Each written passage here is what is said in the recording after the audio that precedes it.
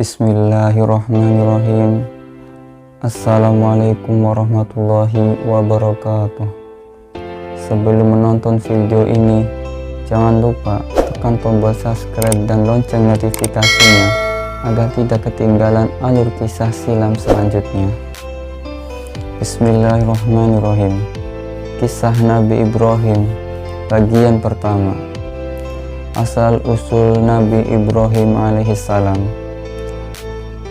Sahabat beriman, Nabi Ibrahim dilahirkan di sebuah tempat bernama Paddan Aram yang termasuk wilayah kerajaan Babylon. Kerajaan Babylon pada waktu itu diperintah oleh seorang raja yang bengis dan mempunyai kekuasaan absolut, yaitu Namrud. Nabi Ibrahim adalah putra Azar atau Tarikh bin Tahur bin Saruj bin Ra'u bin Falij bin Abir bin Soleh bin Afrahshad bin Sam bin Nuh alaihissalam. Namrud seorang raja yang tidak mau lengser dan ingin berkuasa terus-menerus, bahkan ingin hidup selamanya.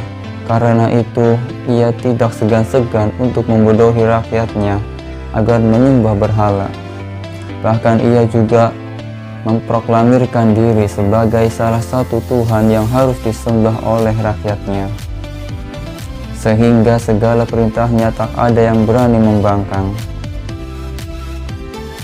Raja Namrud pernah bermimpi melihat seorang anak lelaki melompat masuk ke dalam kamarnya, lalu merampas mahkota dan menghancurkannya.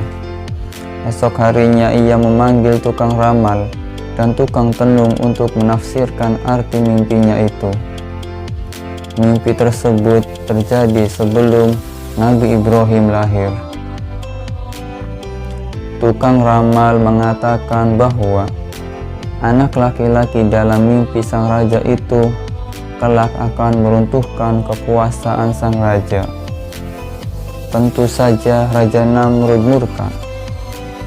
Ia lalu memerintahkan kepada para prajuritnya untuk membunuh setiap bayi laki-laki yang baru lahir. Ketika Ibrahim lahir, kedua orang tuanya bersembunyi di dalam goa.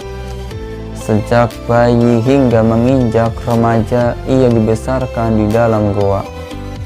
Ia tidak pernah melihat dunia luar. Kisah Nabi Ibrahim bagian kedua. Keingintahuan Ibrahim melihat dunia luar. Sahabat beriman, keingintahuan melihat dunia luar merasuki jiwa Ibrahim. Selama ini ia hanya melihat bongkahan batu dan tanah di dalam goa. Ketika ibunya sedang pergi ke kota mencari makanan, ia pun mencoba keluar goa. Begitu menapakkan kakinya di luar goa, Ibrahim sangat tercengang. Beliau benar-benar takjub melihat alam yang sangat luas. Gunung-gunung menjulang tinggi, langit biru terbentang luas, ombak laut berkejar-kejaran di siang hari yang melihat cerahnya mentari. Di waktu malam ia melihat sinar bulan yang menerangi malam. Sejak kecil, Nabi Ibrahim sudah mendapat petunjuk dari Tuhan. Ia merasa heran melihat orang-orang menyembah patung. Padahal patung-patung itu tak bisa berbicara, tak bisa melihat, dan tak bisa mendengar, juga tak bisa memberikan pertolongan. Mengapa mereka menyembah benda mati? Demikian pertanyaan yang timbul di benak Ibrahim. Apabila ia bertemu dengan onta, kambing, dan domba-domba, selalu bergerak pertanyaan dalam hatinya. Siapakah yang menciptakan semua ini? Beliau ingin mencari siapakah yang berkuasa atas semua ini. Siapakah yang seharusnya, yang pantas dijadikan Tuhan dan wajib disembah. Di waktu siang hari, ia melihat matahari, namun di sore hari matahari itu tenggelam dan tak nampak lagi. Saat malam tiba, ia melihat bulan dan bintang. Namun bulan itu akhirnya tenggelam dan tak nampak lagi. Aku tidak suka bertuhan yang tenggelam itu, ucapnya dalam hati.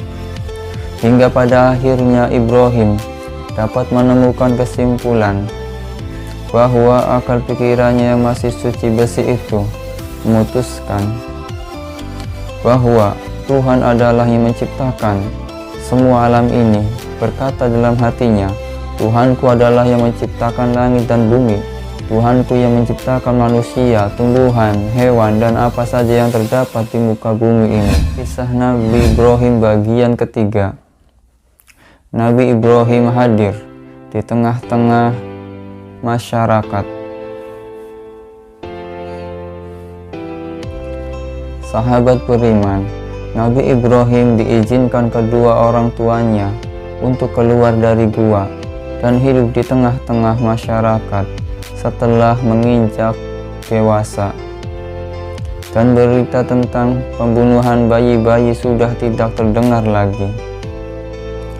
Betapa sedih hati Nabi Ibrahim, ternyata masyarakat di sekitarnya sudah bobrok mental dan akhlaknya.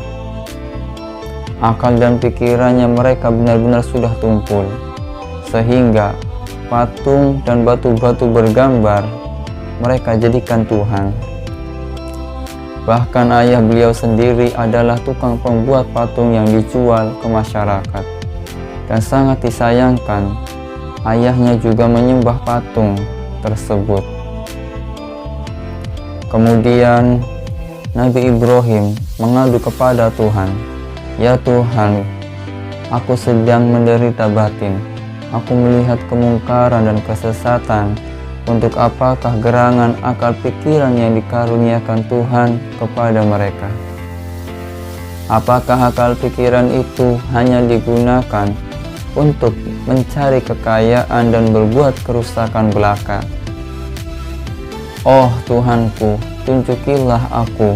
Kalau Tuhan tidak menunjukkan aku, sungguh aku akan menjadi orang yang tersesat dan berbuat aniaya." Kemudian Allah Subhanahu wa Ta'ala memberikan petunjuk kepadanya. Beliau diangkat menjadi nabi dan rasul. Ia diberi wahyu, sehingga keyakinan tentang adanya Tuhan bukan sekadar kesimpulan akal pikirannya belaka, melainkan berasal dari ketetapan Tuhan. Allah telah mengajarkan segala rahasia yang ada di balik alam nyata ini, bahwa di balik alam nyata ini ada juga alam gaib. Setiap manusia yang mati kelak akan dibangkitkan lagi di alam akhirat. Kisah Nabi Ibrahim bagian keempat. Nabi Ibrahim alaihissalam berusaha lebih meyakinkan hatinya.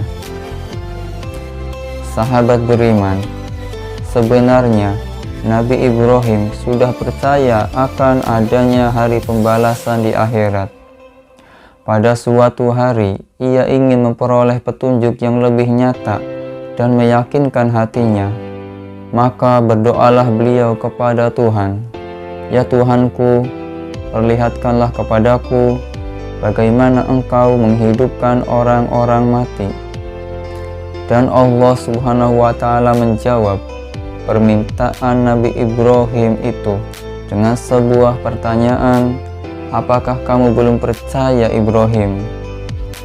"Saya telah percaya, tetapi supaya bertambah yakin hati saya," jawab Nabi Ibrahim.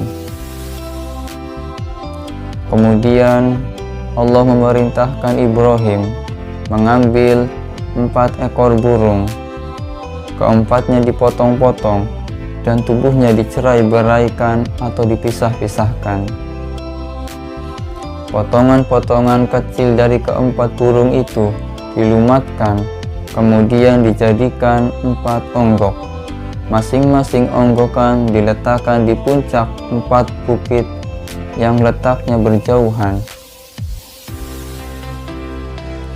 Lalu Ibrahim diperintahkan mengambil burung-burung yang sudah hancur tadi. Tiba-tiba saja burung itu hidup lagi seperti sedia kala dan menghampiri Nabi Ibrahim.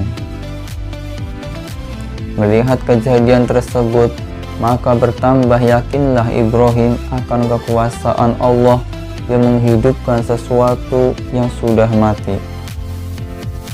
Kemudian Allah Subhanahu wa Ta'ala berfirman, demikian pula aku akan membangkitkan manusia yang sudah mati untuk dihidupkan di alam akhirat dan akan dihisab amal perbuatannya sewaktu di dunia, dan semua manusia akan menerima balasannya sendiri-sendiri.